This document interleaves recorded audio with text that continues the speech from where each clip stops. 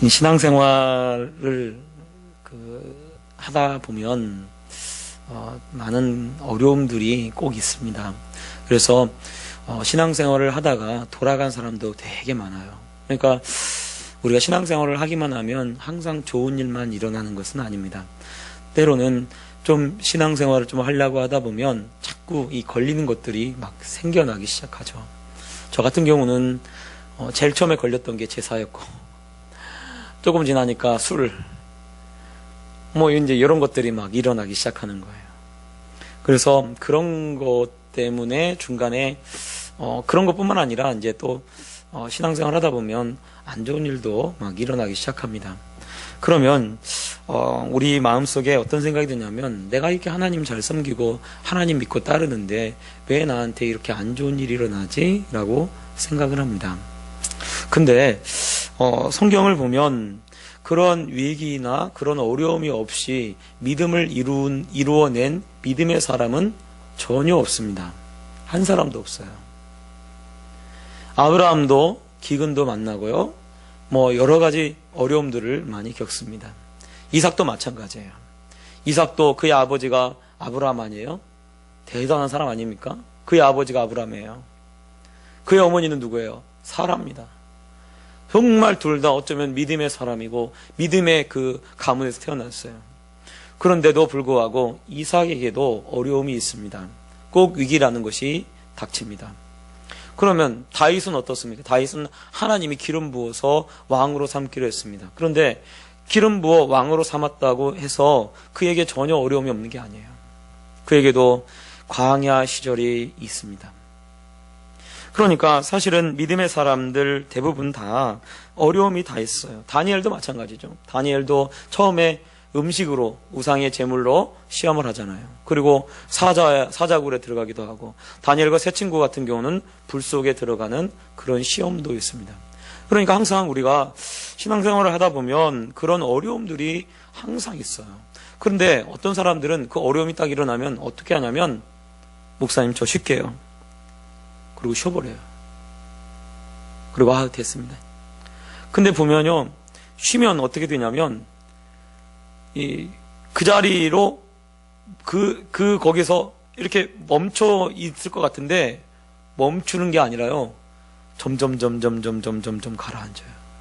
점점 힘들어집니다. 그래서 사실은 우리가 신앙생활을 할 때, 신앙생활을 한다고 하는 것은 무엇이냐면 뒤를 돌아보는 것이 아니라 앞만 보고 가는 거예요. 자꾸 뒤를 돌아보면요, 롯의 그 처가 소금 기둥이 된 것처럼 사실은 뒤를 돌아보는 순간부터 이 위험한 일이 내 삶 속에 시작되는 거예요. 그런데 이 예수님 믿고 어려움이 있고 그러면 자꾸 거기서 좀 멈춰버리고 싶고 좀 쉬었으면 그런 마음이 우리 안에 막 듭니다. 이게 당연한 거예요. 그런데 그런 마음이 들 때 그 마음을 이겨내고 우리가 끝까지 신앙생활을 하면 하나님이 반드시 복을 주십니다. 그래서 신앙생활할 때는요, 제가 볼 때 좀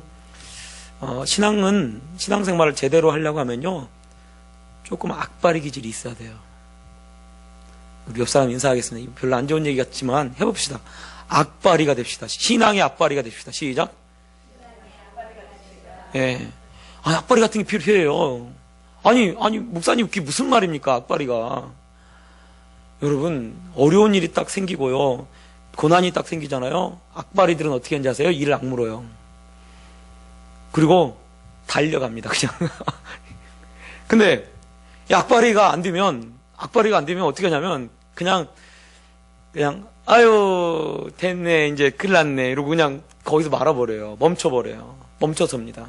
그래서 제가 볼 때 신앙에서 악바리 같이 좀 이렇게 끊임없이 이렇게 하면 하나님이 반드시 복을 주십니다. 그리고 하나님 반드시 그 어려움과 위험을 벗어나서 오히려 그 어려움과 위험이 축복이 되어지도록 하는 거예요. 여러분, 믿음의 사람들을 보면요, 악바리 같아요. 야곱 어떻습니까? 야곱 낙북강에서 딱 잡고 나를 축복하기 전에는 절대로 놔주지 않겠습니다. 그러니까 야곱이 축복받는 거예요. 네 이름이 뭐냐? 야곱입니다. 너 야곱이라 하지 말라. 이스라엘이라 하라. 아침에 우리 딸과 같이 이 밥을 먹습니다. 근데 얘가 좀 밥을 이제 늦게 먹잖아요. 이 밥을 제 입장에서는 좀 빨리빨리 먹고 같이 이렇게 유치원 데려다 줬으면 좋겠어요. 그래서 요즘 생각해낸 게 뭐냐면 우리 딸하고 시합하는 거예요. 밥 먹기 시합.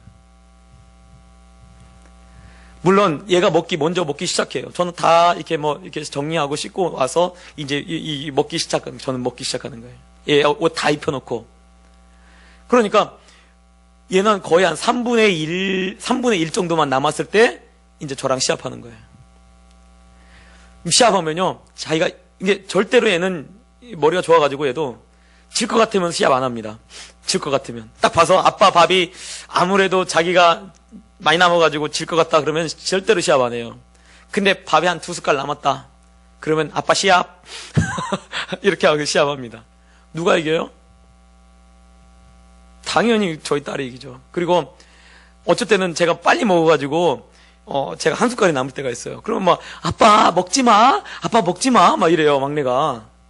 그러면 이제 사실은 밥을 조금씩 하나씩 떼어가지고 먹어요. 왜? 우리 딸이 이겼다고 해주려고. 여러분, 천사하고 야곱하고 씨름하는데 천사가 못 이기겠어요? 천사가 팍 들어가지고 뭔 그런 며칠 힘이 없겠습니까? 아니, 천사가 때렸는데 환도뼈가 위골돼요. 뼈가 위골될 정도로 그렇게 힘이 센데 왜 야곱을 못 이깁니까? 그거는 무슨 말이냐면 야곱이 안 놓는 거예요. 이 뼈가 위골됐음에도 불구하고 끝까지 붙잡고 있는 거예요. 끝까지. 그렇게 하니까요, 야곱을 하나님이 축복하시는 거예요. 우리가 신앙생활 하다 보면, 목사님 왜 나는 이렇게 신앙생활 잘하고 나는 하나님 이렇게 잘 섬기는데 왜 나는 왜 축복을 안 하나요? 라고 그렇게 질문하시는 분들이 가끔씩 있어요. 그런데 왜 그러냐면요, 포기하니까요. 중간에 포기해요. 중간에 포기하니까 못 받습니다. 절대 못 받아요. 그런 거는요, 어떻게 하냐면 이를 악물고요, 안 되면 이빨로 싸워야 돼요. 제가요, 초등학교 다닐 때 7살에 학교를 들어갔어요. 그러니까 키가 제일 작아요. 그래서 맨날 앞에서 제일 작은 애 옆에 있어요. 제가 2번, 두 번째로 작아요. 우리 반 전체에서, 여자까지 다 합쳐서. 두 번째로 작아요. 싸움은 5손가락 안에 들었어요. 왠지 아세요? 왜 싸우면 왜 5손가락에 드냐면요, 저는요, 이빨을 사용해요. 안 되면. 한 번은 저는 이만한데 키가 이렇게 커가지고 내 머리가 걔 배에 가 있더라고요. 요 정도에. 그 정도로 큰 애하고 한 번 싸운 적이 있어요. 힘으로 도저히 안 돼, 걔하고. 그래서요, 배를 물었어요, 배를. 한번 싸우다가. 배를 악물고, 배를 물고, 안 놔줬어요, 배를. 물론 이제 옷 입은 채로 물은 거죠. 얘가 막 때리려고 해도 절대로 안 놔줘요. 그러면요, 어떻게 되냐면, 결국은 걔가 졌다고 그래요. 좀 놔달라고. 한 번은 제 이름도 안 잊어버리는데, 천종성이라고, 초등학교 4학년 때, 제가 키가 작으니까, 이 초등학교 4학년 때 우리 반에서 좀 껄렁껄렁한 애가 있어요, 걔가. 천종성이라고. 선생님도 어떻게 하지 못해. 그리고 애가 사는 곳이 어느 지역이냐면, 정말 이렇게 범죄자들이 좀 많이 사는 그런 지역이 있잖아요. 그리고 거기서 큰 애들은 다 좀 거칠어요. 근데 그 학생이랑 걔랑 싸우는데, 걔가 자꾸 귀찮게 하고, 키가 작다고 자꾸 깔보고 막 이러는 거예요. 그래서, 야, 너 남어. 제가 그랬어요. 그랬더니 얘가 이제, 키도 조그만하고, 제가, 그러니까, 걔 등치도 좋아요. 이름도 얼마나 제가 걔 이름을, 지금까지 다른 애들 다 잊어버렸는데, 걔 이름을 기억해요. 천종성이라고. 이거 인터넷으로 올라가는데 이름 나올지 모르겠다. 근데, 한번 걔랑 싸우는데, 걔도 하도 귀찮게 하고, 하도 힘들게 해서 너 남어, 이렇게 하고, 그리고 걔가 남았어요. 그래서, 일로 와봐, 너. 그리고 하니까 걔 등치가 크고, 힘도 좋고, 확실히 힘이 훨씬 좋고 안 되더라고요. 그래서 딱 하다가 머리를 딱 잡았어요. 머리카락을. 이렇게. 근데 저는요, 그때 빡빡 밀고 다녔어요. 머리가. 스포츠로 안 잡혀, 저는. 근데 걔는 머리가 이렇게 길어가지고 머리가 딱 잡히는 거예요. 딱 잡고 무슨 짓을 해도 안 놔줘요. 그러니까 이게 나중에 머리가요, 쑥 뽑혀요. 이만큼이. 예, 한 묶음이 쑥 뽑히는 거예요. 애가 그걸 딱 보더만, 우는 거죠. 기절하는 거죠. 자기 머리가 뽑히니까. 그래서, 그때 막 그 이후에 다시는 저랑 안 싸워요, 애가. 왜냐면 질려가지고. 전 안 건드려. 다른 애들은 다 건드려도 전 안 건드려. 제가 키 작아도. 왜냐면 제가 좀 악바리 같이 그랬어요. 근데 제가 보니까 신앙생활도 제가 좀 악바리 같이 해요. 한번 딱 마음 먹으면 그냥 그거 끝까지 합니다. 근데 그렇게 하니까요, 되어지더라고요. 그러니까 우리가 중간에 사실은 포기하니까 자꾸 이게 안 되는 거예요. 그래서 어떤 분이 와서 물어봐요. 왜 목사님 나는 이렇게 힘들까요? 왜 이렇게 어려울까요? 왜 그렇겠습니까? 왜 그렇게 했어요? 제가 보니까 쉬고 싶으면 교회 쉬고, 또 마음이 또 좋아지면 또 이렇게 교회 나오고, 어려운 일이 있으면 교회 나왔다가 잠깐 나왔다가 열심히 다니다 또 어려운 일이 더 큰 어려움이 생기면 또 쉬고. 이런데 무슨 그게 무슨 신앙이고, 그게 거기에 무슨 하나님이 축복할 게 뭐가 있겠어요.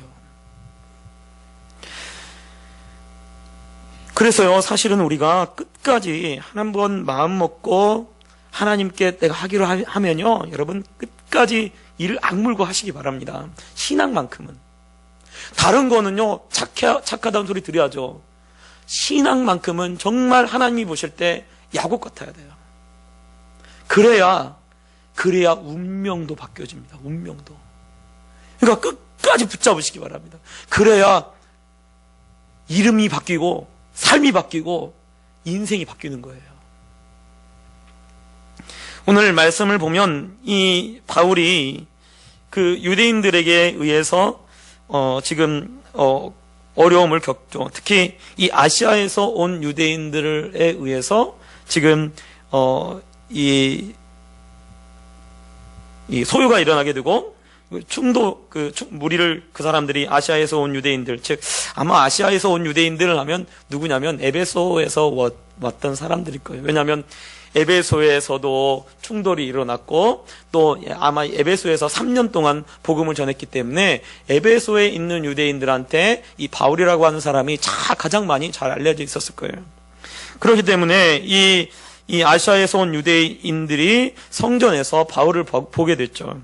바울을 보고 모든 무리를 충동하여 그를 붙잡고, 그리고 이 사람이 우리 백성과 율법과 이곳을 비방하여 모든 사람을 가르치는 그 자인데 헬라인을 데리고 성전에 들어가서 이 거룩한 곳을 더럽혔다라고 하면서 바울을 비난하고 바울을 지금 붙잡아가지고 모든 사람한테 죽임을 당할 수 있도록 죽도록 그렇게 되어지는 그 상황이 벌어지고 있는 것입니다. 그런데 사실은 여기 오늘 말씀에도 보면 바울이 이 드로미보라고 하는 사람을 성전에 데리고 간 것이 아닙니다. 그런데 바울을 보고 그냥 바울을 보고 저 사람이 이 드로미보랑 같이 다니는 것을 봤으니까 분명히 이방인을 데리고 이 성전 안으로 들어왔구나라고 그렇게 오해했기 때문에, 그리고 그 오해를 통해서 바울을 죽이려고 그렇게 하고 있는 거죠. 그러니까 사실은 여기 이 28절에 보면 이 세 가지, 유대인들이 가장 중요하셔야 하는 것이 세 가지가 있습니다. 그게 뭐냐면요, 여기 그대로 나와요. 우리 백성, 그 다음에 두 번째가 율법, 그리고 이곳, 즉 성전. 그러니까 유대인들이 용서가 안 되는 게 세 가지가 있는 거예요. 그게 뭐냐면 제일 중요시한, 유대교에서 제일 중요시한 게 첫 번째는 뭐냐면 선민이라는 거죠, 자기들이. 두 번째는 율법, 말씀이라는 거죠. 세 번째는 성전입니다. 그래서 이거를 비방하거나 이거를 이렇게 뭐라고 하면 이것이 이 세 가지 제목이 바로 신성모독이 되는 거예요. 근데 예수님에 대한 고소도 이 세 가지로 집약됩니다. 즉, 백성, 이방인하고도, 죄인하고도 같이 있고요. 이방인하고도 같이 있고, 율법, 즉, 하나님 말씀을 전하는데 지금 누구의 말씀을 안 따르냐면 바로 이 바리새인들, 서기관들, 산헤드린 공의원들의 말씀을 안 따르지 않아요, 예수님이. 그런다고 얘기를 하고, 또 이곳은 뭐냐면 예수님이 왜 나중에 예수님을 십자가에 넘길 때 무엇 때문에 넘기냐면 성전을 헌다고 그랬어요. 성전을. 참나마도다 라고 하면서 무슨 증거가 더 필요하리요? 라고 하면서 예수님을 넘기죠. 근데 마치 바울의 이 모습하고 바울이 지금 이렇게 하는 모습하고 예수님이 핍박받고 예수님이 십자가 지는 그 모습하고 너무나 비슷해요.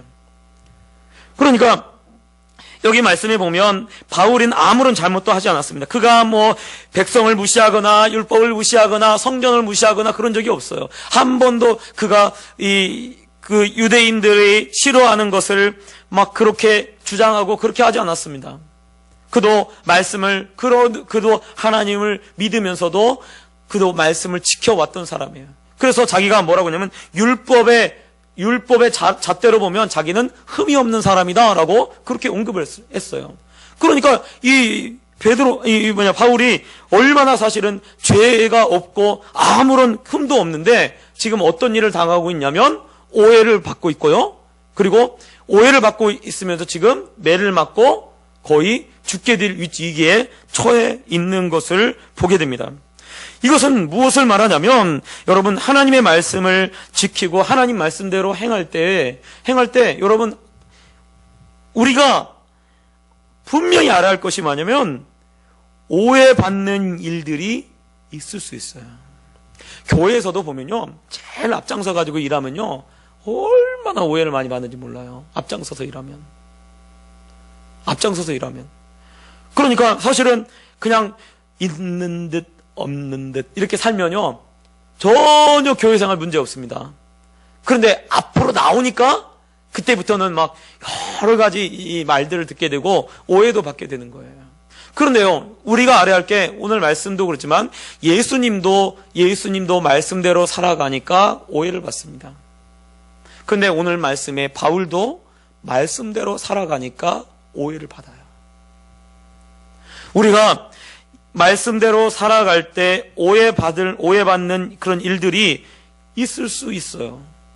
또 어떤 사람들한테 오해를 받고 있습니까? 이 사람들이 누구냐면 바로 하나님의 율법에 열심히 있는 사람들, 하나님을 사랑한다고 하고 하나님 말씀대로 살아간다고 하는 사람들한테 오해를 받는 거예요. 그러면 얼마나 속이 상하고 또 이거 얼마나 억울합니까? 오해받으니까. 그럼에도 불구하고 바울은 어떤 일을 하고 있냐면 그대로 하나님 말씀대로 그대로 가고 있는 거예요. 여러분 우리가요 오해받는다고 해서 나 이제 안 할래 라고 하면서 물러선다면요 그거 하나님 기뻐하는 게 아니에요. 오해받는 것이 당연한 겁니다.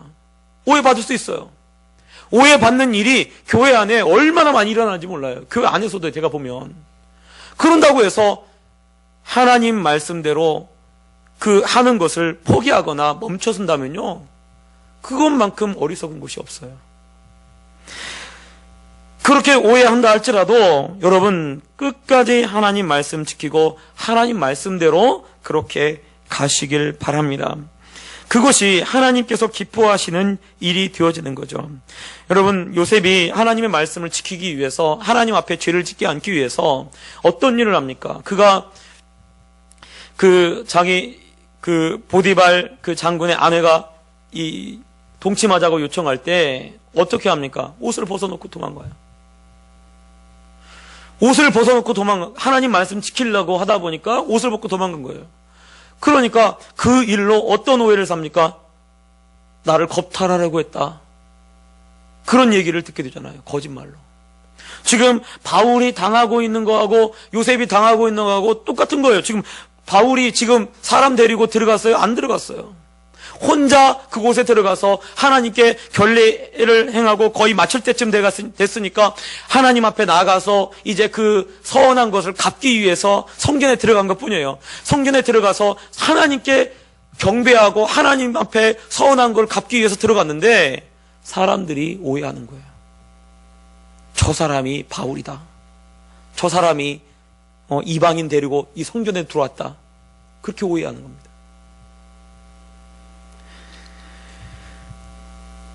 아마 요셉도 알죠. 나는 이곳에 들어올 만큼 내가 죄를 짓지 않았습니다. 라고 술관원장에게 그렇게 부탁을 합니다. 그러니까 요셉도 자기가 잘못하지 않은 걸 알아요. 그럼에도 불구하고요, 보니까 요셉이 칼을 갈지는 않더라고요, 성경에. 요셉이 칼을 갈았더라. 나가기만 하면, 불평했더라. 이런 말도 없어요. 그런 말 없이 정말 그곳에서도 끝까지 하나님의 말씀을 지킵니다. 그가 그곳에서 정말 누명을 쓰고 그 안에 들어가 있음에도 불구하고 그곳에서 하나님의 말씀을 지키고 그의 그 깨끗함을 그대로 유지해야 하면서 가고 있는 것입니다. 사실 바울이 무슨 잘못을 했습니까? 아무런 잘못도 하지 않았습니다. 어쩌면 오해가 있는 그곳에 더 하나님의 뜻이 분명히 드러날 거예요. 그래서 오해가 일어나면 축복이 오겠구나 라고 여러분 믿으시기 바랍니다. 왜? 너무 가까이 있는 거예요. 그러니까 자꾸 사탄이 못하게 하려고 하고 자꾸 정말 힘들게 하려고 하고 자꾸 그렇게 하는 거죠. 그거를요, 악바리처럼 이를 악물고 지나가셔야 돼요. 통과하셔야 돼요. 그냥 다른 사람들 그렇게 하는 거 두려워하지 마시고요. 오해하는 거 두려워하지 마시고, 또 나에 대해서 비난하거나 그런 거 여러분 두려워하지 마시고, 하나님 바라보고 끝까지 여러분 달려가시기 바랍니다. 그러면요, 하나님이 반드시 그 모든 것들이 다 풀어지게 만들고요. 그리고 오히려 오해받는 그것이 오히려 정말 하나님의 놀라운 섭리가 이루어지는 그런 길이 되어질 줄 여러분 아시기 바랍니다. 바울이 이렇게 오해받아서 어떤 일이 됩니까? 붙잡히게 되고, 이 붙잡힌 것이 결국은 어떻게 돼요? 그가 하나님의 복음을 들고 로마까지 가서 가는 도중에 수많은 사람들을 살려내는 그런 놀라운 일들이 그를 통해서 일어나게 되어집니다. 하나님은 그 일을 위해서 바울을 이렇게 지금 결박당하게 되고 때로는 오해를 받게 해서, 그리고 이 로마까지 그렇게 이 죄인의 신분으로 그렇게 가도록 그렇게 만들죠. 이 일 이후부터요, 몇 년을 감옥에서 사냐면요, 5년을 삽니다. 5년을.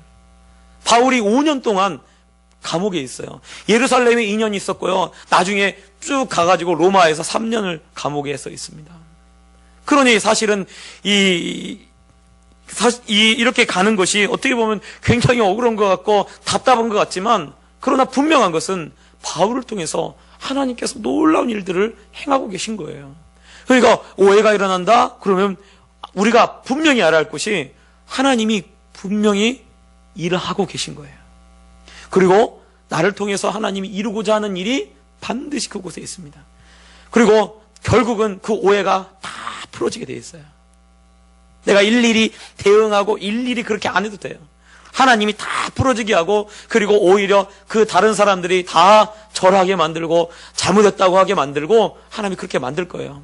그러니까 여러분 하나님 바라보고 그렇게 쭉 달려가시기 바랍니다. 해결하심은 하나님께 있는 것입니다. 또 바울이 지금 죽을 수밖에 없는 절대절명의 상황이죠. 왜냐하면 사람들에 의해서 붙잡혀가지고 지금 매를 맞고 있는 거예요. 온 예루살렘이 소동한다고 하니까 아마 지금 여기 말씀에 나오는 이 천부장이, 이 로마 군대의 천부장이 이 예루살렘이 소동한다고 요란다운 소문을 듣고 군대를 이끌고 백부장들과 함께 군대를 이끌고 와서 이 바울을 구해내죠. 근데 원래 이 성전 바로 옆에 이렇게 명절 절기 때는 지금 오순절이잖아요. 오순절 기간에는 이 유대인들이 많이 모이니까 이런 소요들이 많이 일어났다고 해요. 그러니까 군대가 어디에 주둔하냐면 성전 바로 옆에 있는 그 안토니오라고 하는 요새에 주둔해 있다고 합니다. 그래서 성전 그 서북 쪽에 있다는 거예요, 이게. 그 요새에 항상 주둔하고 완전 무장을 하고, 그리고 뭔 소요가 일어난다라고 했을 때 빨리 출동해서 그 소요를 진압할 수 있도록 이 천부장이 거기 항상 대기하고 있는 거죠. 그런데 소요가 일어난다는 소리를 듣고 어떤 일이 있습니까? 바로 누구를 구해내냐면 유대인들로부터 바울을 구해내요. 누가? 이방인이. 유대인들로부터 바울을 구원내는 그런 모습을 여기다가 적어 놓고 있습니다. 말씀을 보면, 근데 지금 바울 같은 경우도 엄청 많이 맞은 거죠. 거의 죽을 뻔할 정도로 맞은 거예요. 그런데 그런 상황에서 지금 바울을 이 하나님께서 이 천부장을 통해서 구원해내고 있다는 것을 보여주고 있습니다.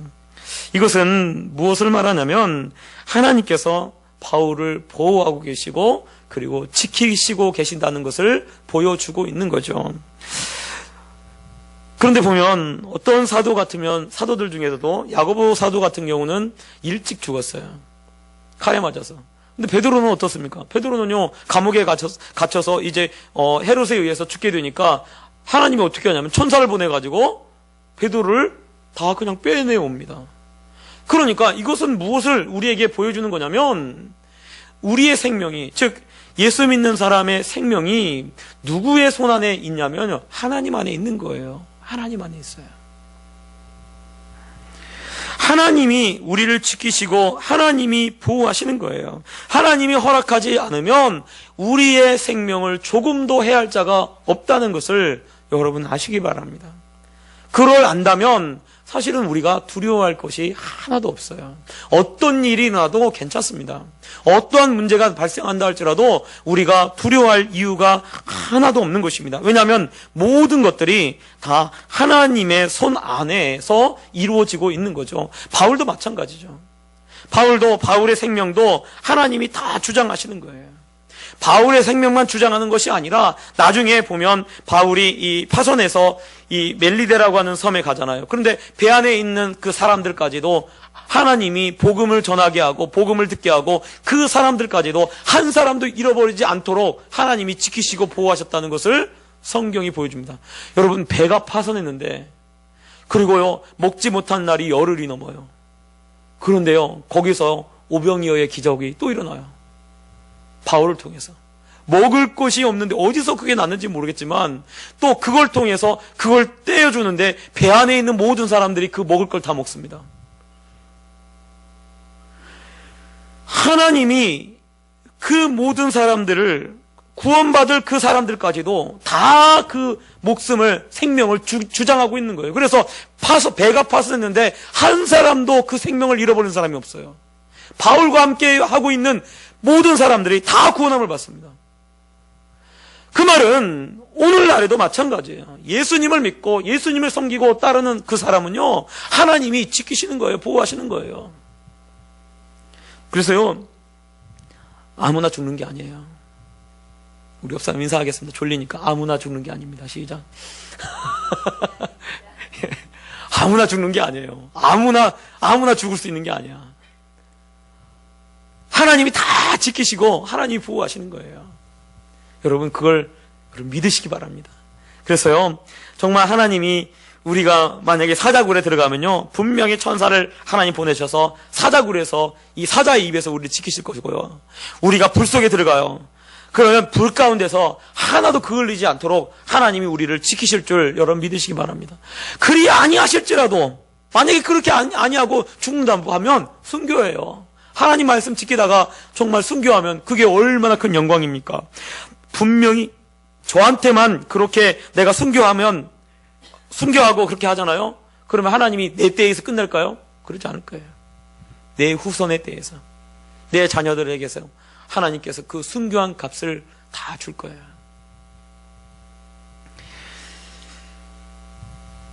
어떤 목사님 그 설교를 듣는데 한 번은 그 감리교회에서 좀 유명한 목사님이에요. 갑자기 생각이 안 나는 이름이. 근데 그 목사님이 어느 날 이 부흥회를 가게 됐대요. 그렇게 유명하지 않을 때 부흥회를 갔는데 어느 교회 가서 부흥회를 인도를 하고 있는데 그 교회에서 정말 대접을 잘 하시더래요. 그래서 호텔에 있고 그다음에 뭐 식사 같은 것도 아주 최고급으로 이렇게 대접을 하고, 그리고 막 이 보통 막 그 부흥회 하면 막 와이셔츠도 막 다 해가지고 새 걸로 해가지고 다 하시잖아요. 세팅을 다 해놓고. 근데 그 목사님이 호텔에서 이제 부흥회를 위해서 이렇게 기도를 하고 있는데 갑자기 하나님이 그 감동을 주시기를, 그 목사님의 그 할아버님이 그 순교를 당했거든요. 그 목사님의 할아버님이. 그리고 그분의 아버님도 굉장히 어렵게 목회를 하셨고, 그런데 그 순간에 하나님이 자기에게 깨달음을 주시는데, 이 부흥회 이제 준비하기 전에, 인도하기 전에 깨달음을 주시는데, 내가 할아버지가 심어 놓은 거, 우리 아버지가 심어 놓은 거를 하나님이 나한테 갚으시는구나. 그 생각이 들어가지고 너무 감사해서 호텔에서 엉엉 울었대요. 그리고 부흥회 기간에 얼마나 큰 은혜가 있었는지 그런 고백을 하는 걸 보았습니다. 여러분, 우리가요, 하나님을 위해서 헌신하고, 하나님을 위해서 애쓰고, 하나님을 위해서 오해받고, 하나님을 위해서 그렇게 어려움을 겪고 하는 것들이 절대로 헛되지 않다는 것을 여러분 아시기 바랍니다. 그래서요, 만약에 나한테 안 하시면요, 우리 자녀한테 다 갚으실 거예요. 그러니까 후회함 없이, 여러분, 후회함 없이 멋지게 하나님 앞에 헌신하며 섬기면서 그렇게 살아가시기 바랍니다. 또 바울은 천부장에 의해서 결박을 당합니다. 그래서 이 아가보에 의해서, 이 아가보라고 하는 선지자가 이 띠로 이렇게 묶여질 것이다, 손발이 묶여지는 것을 언급을 하죠. 그런데 실제로 지금 어떻게 됩니까? 손발이 묶여지게 되는 거예요. 원래 손발이 묶여지는 것은 중죄인에게 이 수갑을 채운다고 합니다. 그런데 사실은 바울이 중죄인이 아니거든요. 아무런 잘못도 하지 않았거든요. 그런데 이 수갑이 채워져요. 그리고 지금 결박을 당해서 이제 이 매도 맞았고요. 그리고 결박을 당해서 이 결박당해서 이제 점점 순교의 자리로 나아가고 있는 거예요. 근데 마치 이 모습이 누구의 모습을 닮아 있냐면, 아까도 말씀드렸지만 예수님의 모습하고 똑같이 이 누가가 이 글을 쓰면서 바울의 모습을 통해서 누구를 그리고 있냐면 예수님의 모습을 그리고 있는 것입니다. 그 말은 바로 이 바울의 모습이 곧 십자가에 달려서 돌아가시는 예수님의 모습이 다시 바울을 통해서 다시 일어나고 있다는 것을 보여주고 있는 것입니다. 그러니까 사실은 바울이 누구를 닮아가고 있는 거냐면, 바울의 인생 자체가 예수님의 모습을 닮아가고 있다는 것을 이 누가가 그렇게 그리고 있는 거예요. 여러분, 옛날에는요, 예수님 닮아가려고 애를 쓰는 그런 이야기들을 많이 했었습니다. 그런데요, 요즘은요, 예수님 닮아야 한다는 소리를 별로 안 해요. 예수님 닮아야 한다는. 근데 사실은 그리스도인들의 정말로 닮아야 할 사람이 누구냐면 예수님의 모습을 닮아야 될 줄 믿습니다. 그래서요, 우리가 누구를 항상 바라봐야 하냐면 우리의 인생에서 정말 예수님의 모습이 드러나도록, 나타나도록 우리가 그 사람들을, 우리의 신앙 목표가 예수님이 닮아가려고 하는 것이 되어야 하고, 우리가 정말 예수님 닮기 위해서 애를 써야 될 줄 믿어요. 그런데 요즘은요, 신앙 목표가 예수님 닮은 게 아니에요. 다른 거, 이 세상에서 얻어야 할 것들이 우리의 신앙 목표가 돼요. 기도 제목이 예수님 닮기를 원합니다 라고 기도 제목을 쓴 걸 본 적이 얼마나 오래됐는지 몰라요. 제가 목사인데 기도 제목 중에 예수님 닮기를 원합니다 라고 그 이름 써가지고 기도 제목 써서 낸 거를 제가요 본 지가요 굉장히 오래됐어요. 10년도 넘은 것 같아요. 요즘은 그렇게 안 써요. 예수님 닮기 원합니다. 예수님 닮기 원합니다. 우리가 사실은 우리 신앙의 목표가 어떻게 돼야 돼요? 예수님 닮기 원합니다가 돼야 하거든요. 그게 진짜거든요. 그런데요, 예수님 닮기 원합니다가 없어요. 요즘은요. 그런데 바울은 어떻습니까? 바울의 모습이 예수님의 모습하고 흡사해요. 바울이 지금 그 마음속에 무엇을 생각하고 이렇게 지금 가고 있을까요? 그의 마음속에 항상 보이는 것이 예수님의 십자가죠. 예수님의 모습이에요.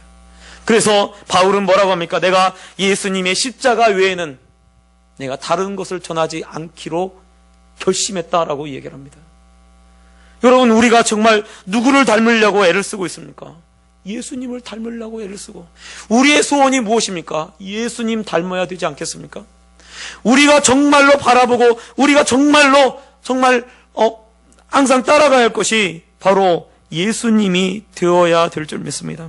갈라디아서 6장 17절에 바울이 갈라디아 교인들에게 이렇게 얘기합니다. 마지막으로, 이후로는 누구든지 나를 괴롭게 하지 말라.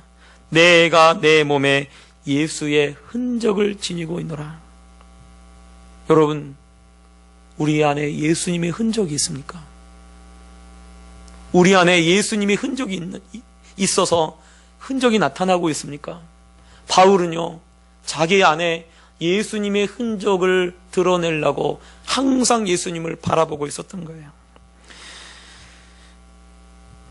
여러분, 나다니엘 호손이라고 하는 이 미국의 이 작가 주홍글 씨라고 쓴 나다니엘 호손이라고 하는 사람이 쓴 글에 이 큰바의 얼굴이라고 하는 글이 이 중학교, 지금은 어떻게 되는지 모르겠어요. 저희 중학교 때 그 국어책에 나왔어요. 큰바의 얼굴이라고.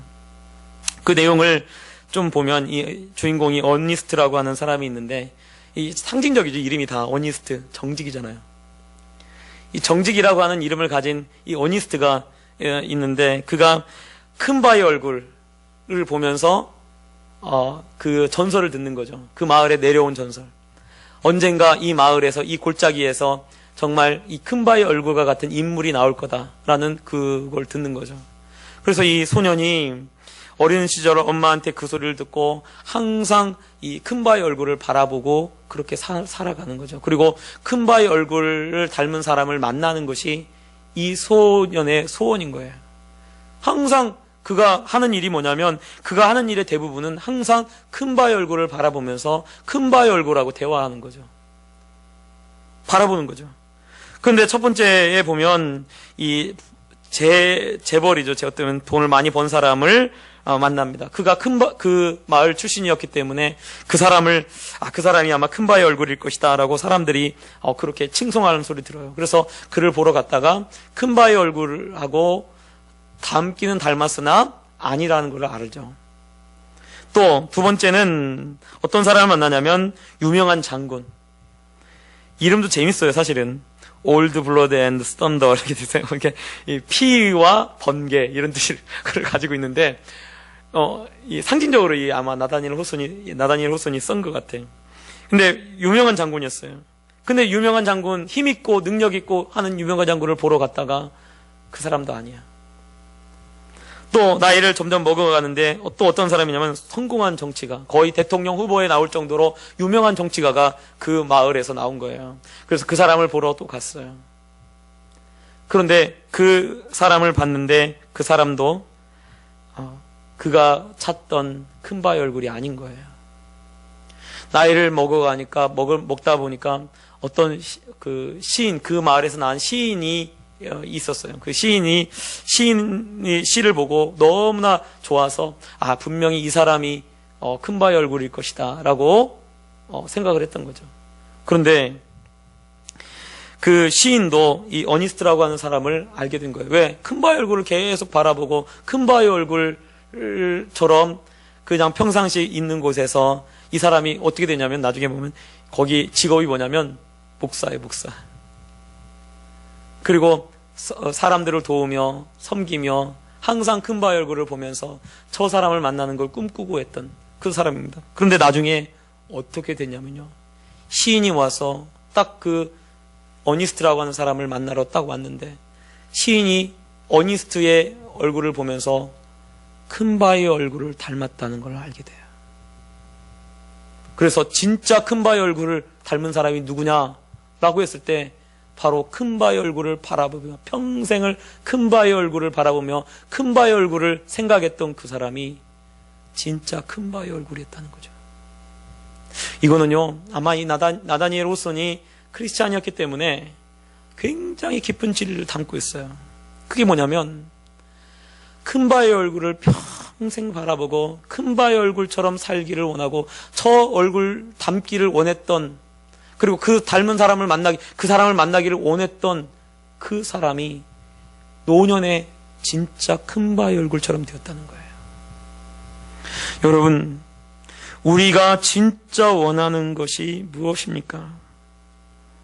우리 안에 예수님의 흔적을 간주하지 않겠습니까? 바울처럼 그의 마지막 그 모습이 예수님의 모습이 되어야 하지 않겠습니까? 정말로 예수 닮기 원한다고 그렇게 고백하는 일이 있어야 되지 않겠습니까? 그것이 우리의 소원이 되어야 하고, 그리고 진짜 그리스도인들이 바라고 소원하는 것이 예수 그리스도를 닮는 것이 되어야 하지 않겠습니까? 나는 오늘 무엇을 원하고 있습니까? 바울이 예수님의 모습을 닮아가는 것처럼 우리도 예수님의 모습을 닮아가야 될 줄 믿습니다. 기도하겠습니다.